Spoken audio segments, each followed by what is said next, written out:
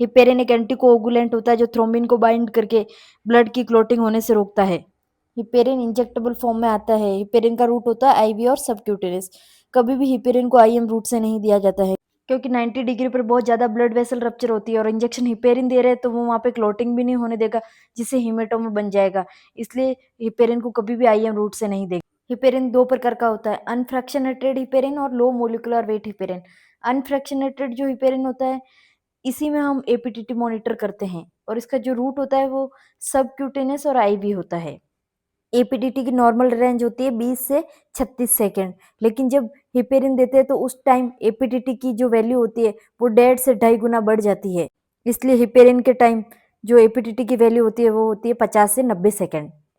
दूसरा टाइप है low molecular weight heparin. Low molecular weight heparin होता है वो ड्रग ऑफ चॉइस होता है थ्रोम्बोसिस की, और लो मोलिकुलर वेट हिपेरिन का रूट होता है ओनली सबक्यूटेनियस।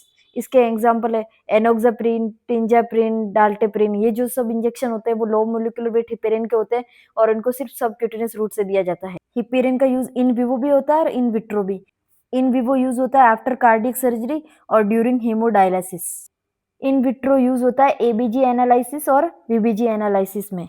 एबीजी और वीबीजी के सैंपल लेने से पहले सिरिंज को हिपेरिनाइज किया जाता है।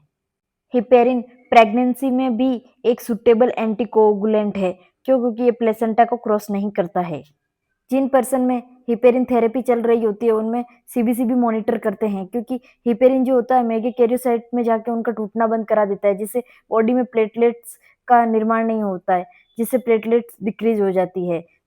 तो हिपेरिन का एक सीरियस साइड इफेक्ट होता है ये हिपेरिन इंड्यूस थ्रोम्बोसाइटोपिनिया। इस थ्रोम्बोसाइटोपिनिया का पता लगाने के लिए हम सीबीसी मॉनिटर करते हैं।